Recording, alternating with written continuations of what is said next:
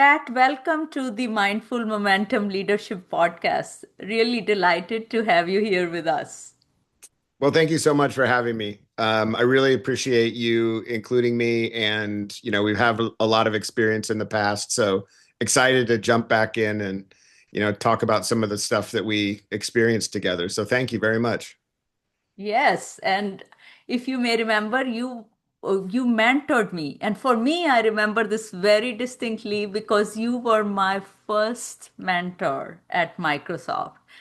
And I learned so much from you. I was in quality assurance, and as you might remember, that was a career we needed to prove ourselves that this was a very legitimate place for us to be in, and this is the value we bring. And you mentored me through excellence, how to create excellence in my craft, but also the distinction, which means that how do I distinctly set myself up for success? So, my question is, what did mentorship mean to you then?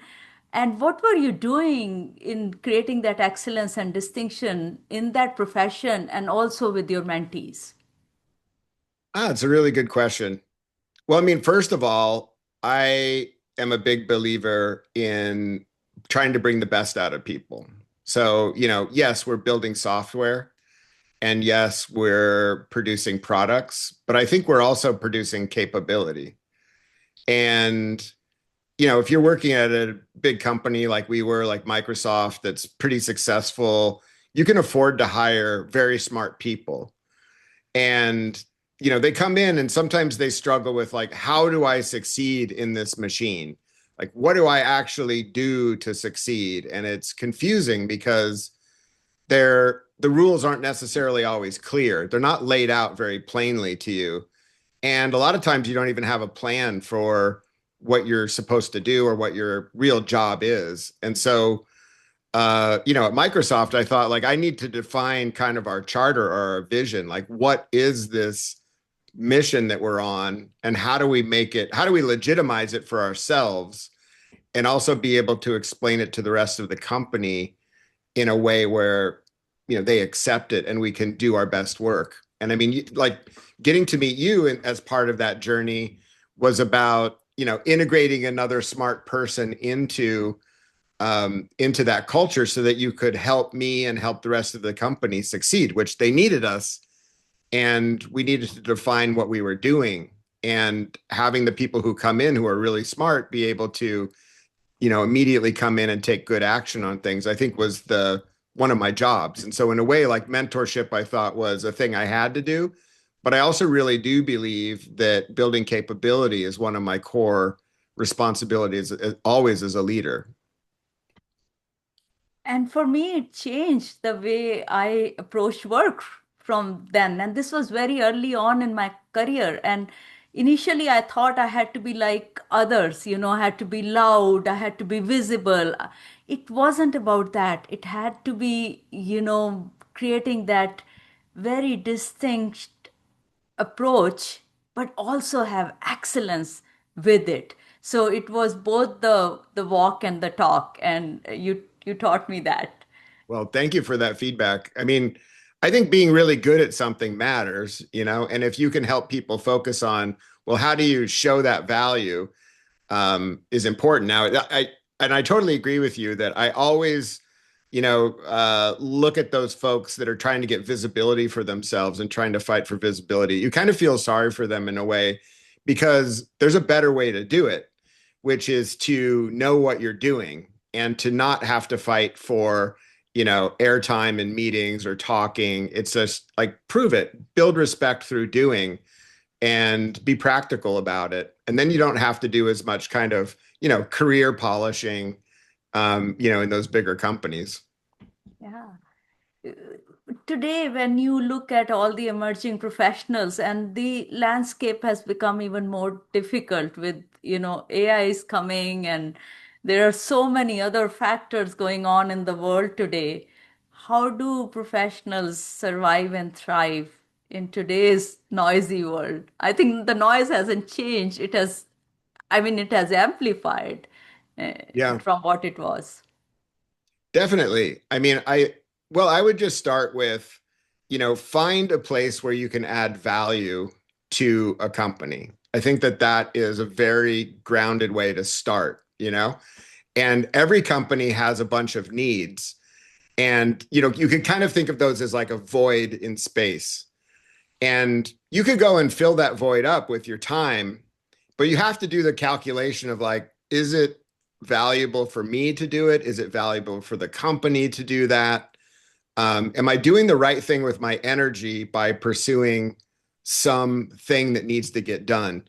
And, in a larger company, well, I mean, even in a smaller company, I would say, or a mid-size, you're going to get stretched in many directions and probably too many. And when you first come in, it's almost like a candy land. It's just kind of like, I'm just going to go and do a little bit of everything. And then you realize like, wow, I'm not really doing anything. I'm just doing a lot of stuff. And I think getting prioritized and deciding where's the value that I can bring as a professional and where the business would really value me, finding that match is one of the most important things you can do.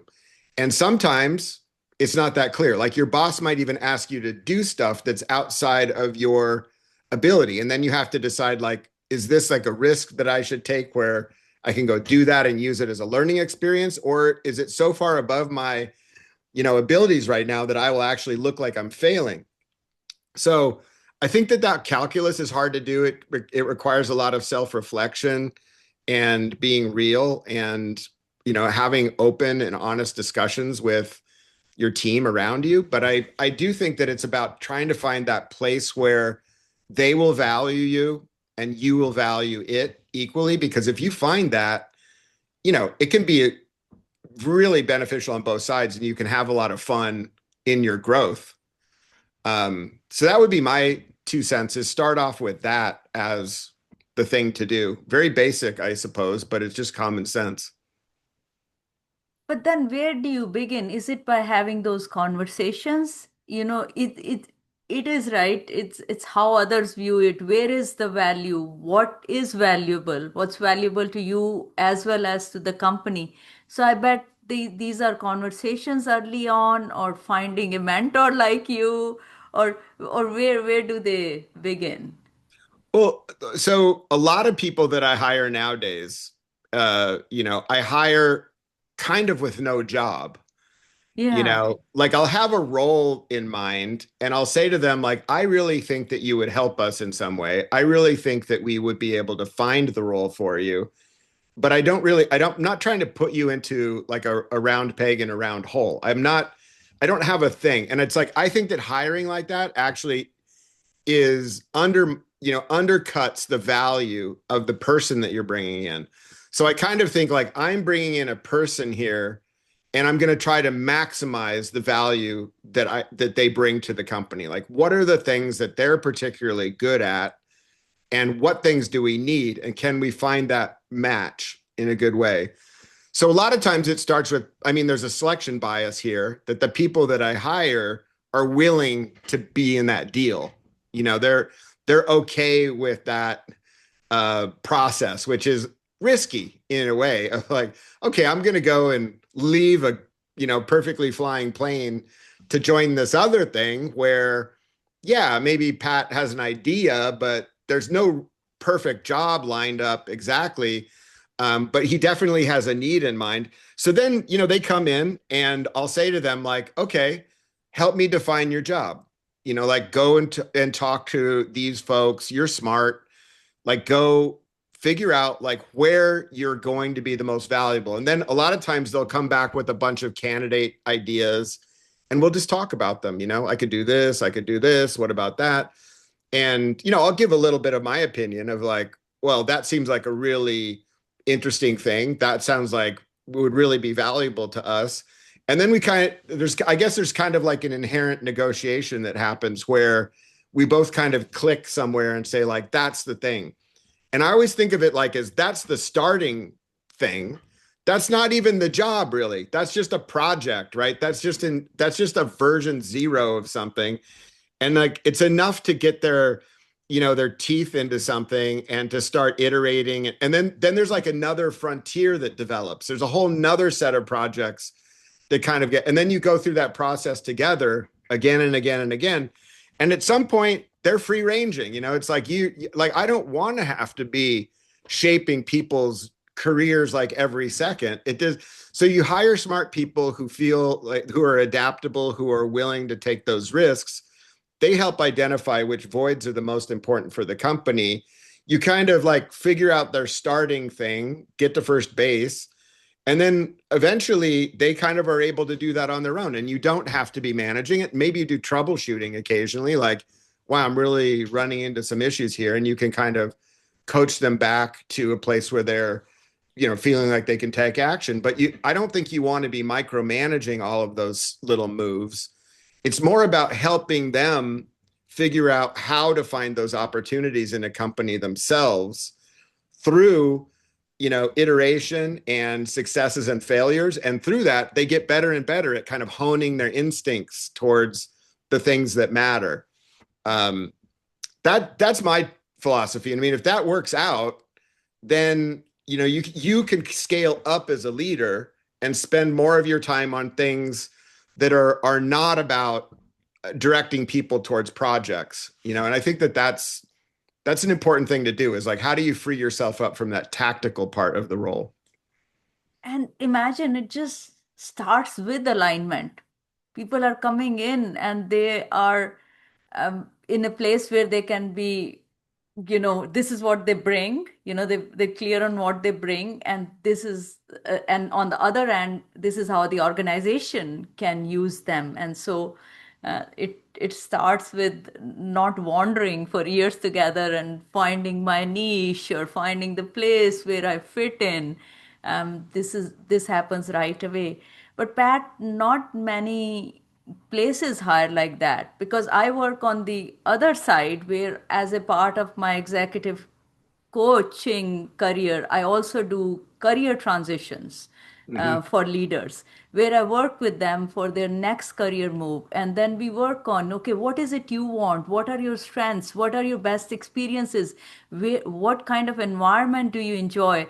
And we come up with this job description. I have them write the job description. I said, no, not the one which appears in the web, but the one that is exclusively about you working in the field. And now let's just find that job for you. But it's difficult. That's not how most of the hiring takes place. I, I love that approach 100%. I love that approach. And a lot of times as a mentor, I find I'm using something similar to that, where somebody's gotten into some kind of position where they're unhappy. They're really unhappy. And maybe they're thinking about quitting, or they don't feel good about their job anymore. They're kind of feeling burned out. And kind of the first thing I ask is exactly what you said, is like, what do you want? What are you good at? Where do you think you can add the most value? And like, if I could wave a magic wand, I would take away your problems and solve it. But this is really an introspection issue, where you've got to do the work yourself as the employee, because you got yourself into that prison of feeling trapped. And a lot of times it's like when you suddenly discover that you're trapped, like there's no way out. It's just kind of like, where do I go? There's no door or anything. And as the mentor, I think what you realize is like, you just imagine the door opening. It's like you are completely in charge of the fact that you feel stuck. And like, I guess the best example for me is when I felt really, really stuck, when I felt like I had cement shoes on and I was just blocked. I realized that I felt that way, but I felt very helpless. I felt like I didn't know how to get out of it. And I almost needed to trick myself of like, okay, I need to like feel in control somehow here. What is like a baby step I could take? Like, what's the smallest thing I could take to gain a little confidence in this situation? Because I just feel helpless. I feel weak. And by doing a step like, okay, writing it down, or like trying to pick something that I could do well that day, or trying to show some value that I could bring to the problem which I felt confident in, like helped me build to a point where I could actually make a decision about like, am I doing the right things? So I think like empowering yourself and doing the self-reflection, um, is a big part of like managing your career. Because without that regularly, you kind of end up in the penalty box or something, or you end up in like the left field of like, hey, what do I do? What do I do? And it's like, well, you were in charge the whole time. You let yourself get there, and by not paying attention a lot of times. And it's like, okay, now let's pay attention and try to find something that works for you. Yeah. I think that it's a great approach you're doing. Yeah, yeah, thank you. So I have followed your journey on LinkedIn. When you were my mentor, I didn't know you were also an artist and a photographer, and you had all these creative pursuits, one after the other, which you are pursuing. You have a very rich inner life. How has it shaped the way you think about leadership, innovation, and even happiness at work? Because I know you're blogging about all these things and you have really, very strong views on how they can look like and feel like. Well, I would just say, like, I think it's almost all the same thing, like creativity. I just like to think of it as like a creative output, and my work is a creative output. And actually, I always thought of software as a way of doing creativity. So, like, in a way, software just lets me express another kind of set of ideas of like getting a machine to do something interesting that otherwise couldn't be done, or, like creating an image that I think is interesting in some way. And if other people find it interesting, great. So, when it comes to my creativity, honestly, I don't really care if other people appreciate it or not. I do it out of a need to express it. And so a lot of the things that I create are just because I felt like I needed to, put my head around something. I needed to talk about it in a way. I needed to like, conceptualize it and put it into like a package somehow. So for me, it's more about like expressing myself. And if other people find it interesting, that's great. I really appreciate that people think some of those things are interesting, especially like the LinkedIn posts. And that kind of caught me off guard a little bit because I just started trying to talk about things that were affecting me initially, things that I was concerned about. And then it kind of got more into, well, what are things that are generally that I talk about all the time to my teams that I thought would be generally applicable to anybody, like, how to maneuver through problems at work. Everybody deals with that. Everybody feels ups and downs and frustration and, has a bad day with their boss someday and, all of these things. And so I just started thinking like, well, could I use some of that, time to channel that creativity, into those problems. And I appreciate the feedback that I get. I mean, like, I think that everybody relates to some of these things. And I try to talk about stuff that I relate to. And if people match that, then it's great. I'm happy that I'm able to match. But a lot of it is like self-processing of like things that are bothering me. And yeah, I mean, I've always been an artist, I would say, and I've never thought of art or any of those things as a trade-off, of okay, I need to do this or I need to do that. I just thought like I need to do all of it in order to feel happy about, what I'm doing at any time. And I'll have these like oftentimes when I'm the most busy at work, I'll do the most artwork. And that might seem strange, but it's probably because it's when I'm have the most stress and the most things to process. And the artwork kind of is so immersive and it's such a different kind of tactile thing where you're, using your hands and your eyes and it's very immersive and your brain is actually kind of in the background in a way that it allows you to kind of work through stuff that you can't when you're thinking about it like consciously. It's not rational processing sometimes when you're doing art. It's more like of this, I almost think it as like a background process in the computer. It's just a bunch of stuff that's happening in the background. And when I let those processes run on their own, sometimes they'll come up with answers to stuff that I'd never thought were the right answers, but they end up being good answers because I didn't have to force myself to get to an answer. I just let it happen. So that's why I do all that, those creative things. I think it helps me just be a good person. It helps me be, like a sane person, I should say. And sane and wise and an Well, influencer. thank And you. yeah, I mean, it just like even the things you say are sometimes people feel it but are unsaid. For example, you only compete with yourself. I mean, people sometimes can get really caught in this competition or envy, and it creates so much unhappiness at work. And we bring that stress home and then we transfer it to our families. So I think the things you are talking about are are sometimes felt but not quite understood. But when you put them out there in that, in those words, in simple words, it just makes so much more sense and people are able to relate to. So that's my theory on why your posts are viral. And Well, thank you. but it's resonating, that what I'm feeling is resonating so much. Well, thank you. I mean, and I think a lot of, the systems at work that we put in place for showing success and rewarding people, they create some of this behavior where people feel like they need external validation. They need, they feel under, like a lot of times when people feel bad at work, it's usually because of like they're feeling underappreciated in some way. Like I'm not getting the promotion that I want, or I'm not getting the recognition, and nobody's really recognizing the value that I bring to things. And that's a terrible way to feel, and some of the systems that companies put in place, like the promotion process and the review process, helps to, reinforce some of those feelings of unworthiness or not doing good enough.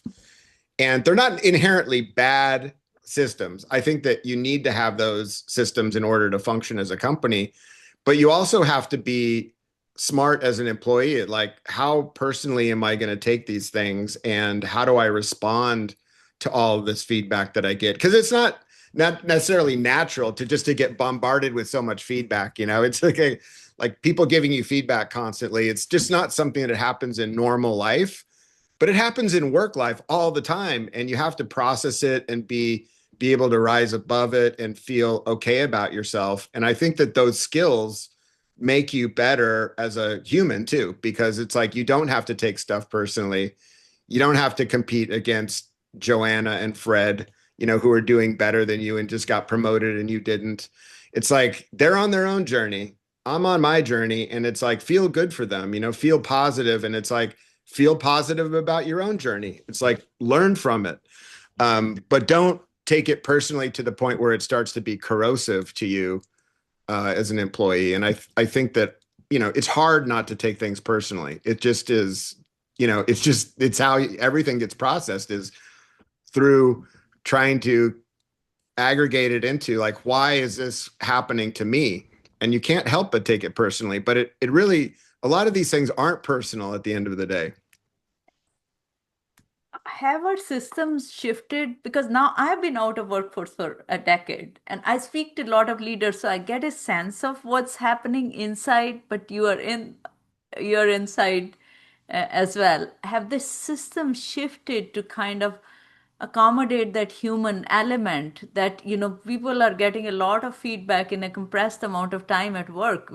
At home, I mean, just imagine their spouse coming up and say, I have 3 pieces of feedback for you today. Yeah, yeah. How will that work out? Well, sometimes that happens. Yeah, and you know how that works out. Um, yeah, I mean, I think that companies are trying. It's like a pendulum in some ways. Um, I mean, in the Microsoft days, let's say 30 years ago, people were stack ranked and given very deterministic scores, and if you got three low performance ratings in a row, like you might get fired. That was kind of the way that it was. Um, And I think that, companies kind of have swung, like the pendulum swung the other way a little bit, where it started to get much more complex. Like for example, at Amazon, when I was there, at one point in time, and I don't know if this is still true, but instead of like having 3 ratings, Mhm. they kind of had what was a almost a 27 box rating. So it was kind of like I Wow. forget what it was. It was like it was multi-dimensional, and it was so many different boxes that you could be in. And a lot of companies have what they call a 9 box. And I think the employee kind of stops understanding where they stand in a way. It's like you're in a certain box and then you have a trajectory going to another box or something. And it's like, I don't know if people really work that way.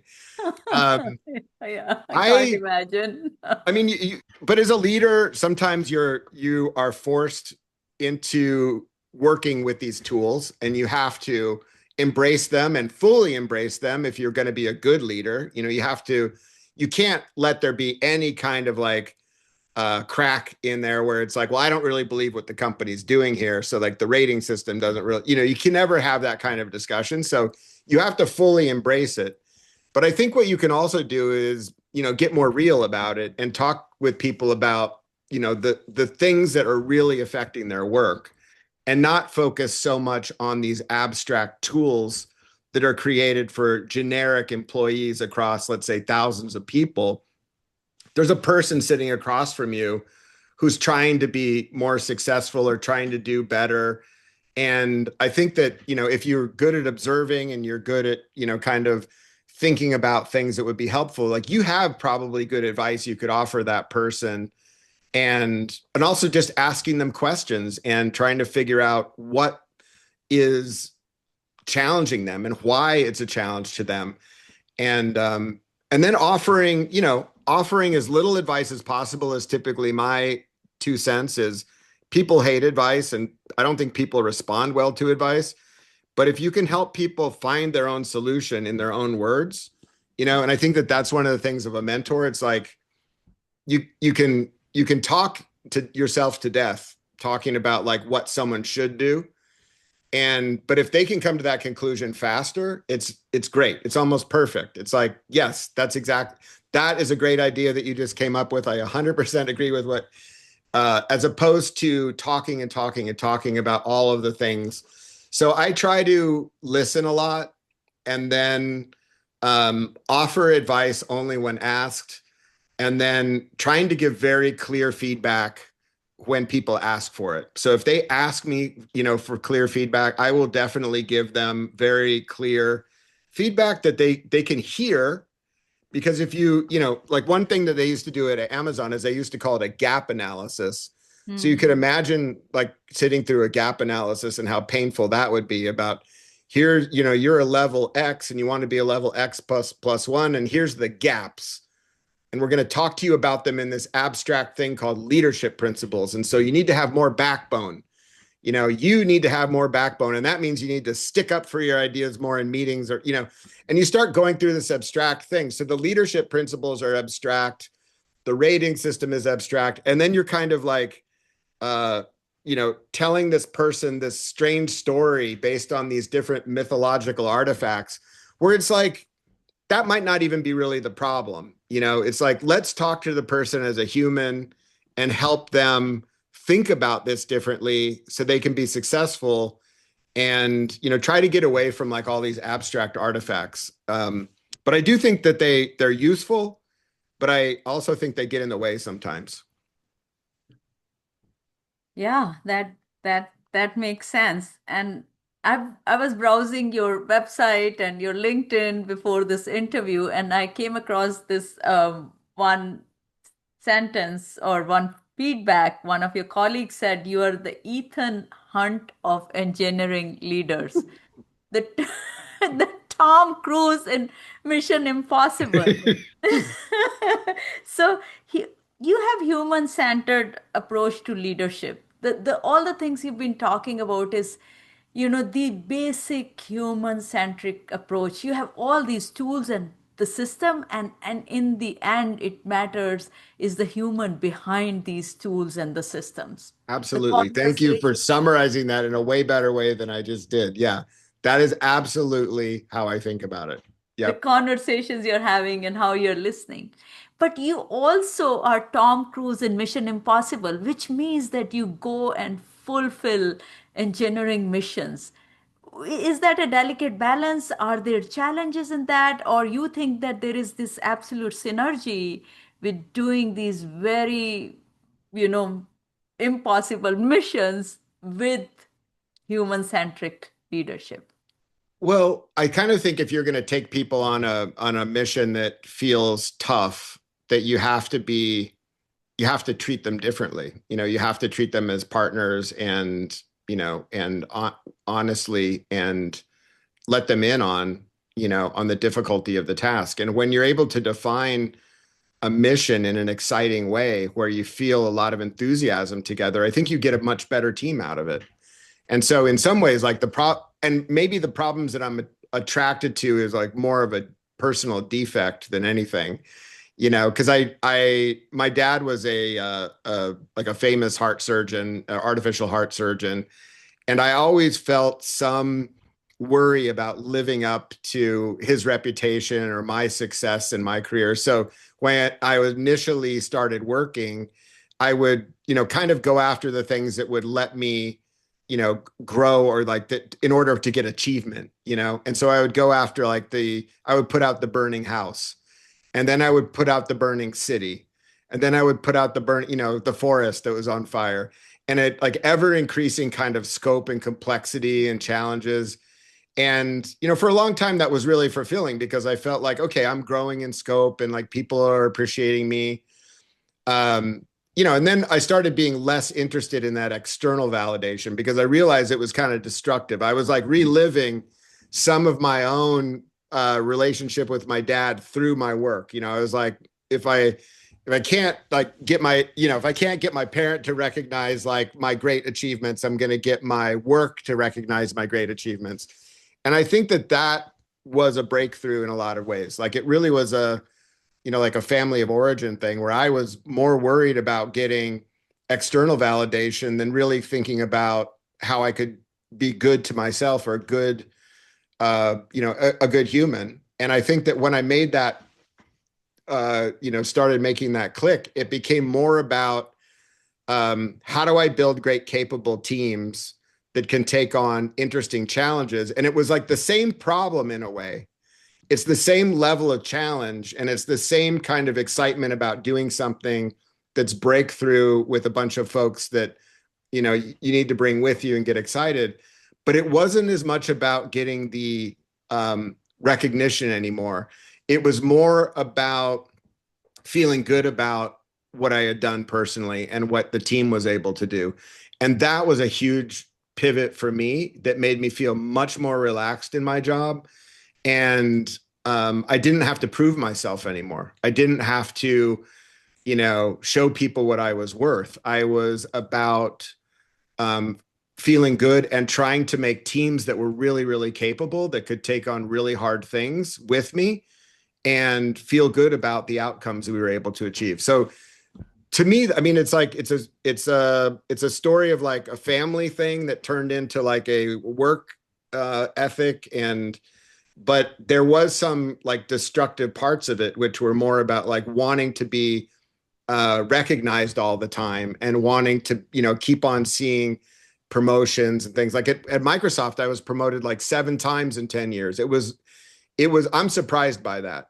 But it was also, it took its toll because I didn't really need to be driving that hard and have that level of ambition. um, I think that I could have been as successful if I would have learned this lesson earlier in my career of like, it's about building capability around you and still taking on big challenges, but you don't need to exude that much anxiety around you either. You can do it by being calm and having a plan. And so like I try to do that a lot more, is just being more human and grounded today. So hopefully that makes sense. It does. And thanks for sharing that, Pat. And that's very vulnerable, sharing your own story, but in a way, it's also inspiring. And I feel that that's one reason that people come along, because we want to see that humanness in the leaders, that they have had their struggles, they have had their growths, they have had their journey, and it doesn't seem the way it looks like from outside. And there has been growth and awareness and, initial challenges and relearnings and resets, so many things that have happened within your life and journey as well. So I really appreciate you sharing that Yeah, with I mean, us and the today. other day, I hired somebody that has not the other day, but I would say like a while ago, I hired somebody that had been fired before. Yeah. Uh-huh. And, the question comes up of like, well, why would you hire somebody that's been fired? And it's like, of course, I want to hire someone that's been fired. It's like that experience and that the humility and the understanding that's going to come from that process is incredible. And the reasons for getting terminated are important. Like, is it for Yeah. something illegal Yeah. or something? But it was Yeah. nothing like that. Yeah. It was more like of a fit situation or a culture situation. And, like people who have been through real experiences, I think are far better at handling new complex situations because of their experience, because of their breadth or the things that they've gone through. They know how to put stuff into perspective. So it's not the end of the world when something happens. It's like we can handle this. This is okay. This isn't that big of a deal. And when you don't have that experience, everything is kind of frightening, and it raises everybody's anxiety level up. And especially when you have a leader that's afraid and worried about, either proving themselves or not making a mistake, or of actually facing adversity and like how they respond to it with a lot of worry and concern and like anger, or of fight or flight type stuff. It raises everybody's anxiety level in the whole team, and you stop functioning as well. So I like to hire people who have had life experiences, who have been through some stuff. And I'm not afraid of somebody who's been fired before. I actually think that that's kind of a badge of honor. It's like, okay, you got your badge. And there's a lot of those types of badges, like having a terrible boss, Yeah. I think is a good badge. It's like, okay, you learned something about yourself, like how much you're willing to tolerate, or how to evaluate the quality of a manager. Those are all really positive things. And so situationally, I think that you're better at dealing with other adversity because of those things. So it's like finding people like that are, is part of the technique, I think. Like, can you find those good people? And the life experiences which teach us the most. Right. Yeah, again, I hope and wonder why we don't see more of it, and I hope there is more of it, because again, when I work with leaders, sometimes they'll come to me and they say, I've left, for example, I've left Amazon, but their biggest work is, how do I explain I left that company? And I'm like, let's tell them the truth. They say, oh, no, no, no, you, you can't tell the employer the truth. I'm like, no, the true truth of what you have gained in that experience will speak more than, the hesitation they may have. But again, Pat, where you are as a leader, you have very human-centered approach. And I was actually, as you were saying this, is there a book in making? I think there is a book the world needs from you. Are you Well, thinking of a book? I don't know. Let me start off with just like a few LinkedIn posts here and there and see if I could do it. Like I think the series of like how to be happy at work is like the closest that I could come to thinking of like a set of chapters, maybe. So that is kind of like a little bit of a test to see like, is there a series, that people would be interested in? And I'm really interested to see if people are interested in like the 15th post, because like it's easy to get the novelty of like one post is really popular sometimes, but is the series interesting? Because I think a book is like, it's a big commitment nowadays to read a book, and it has to say something interesting in it.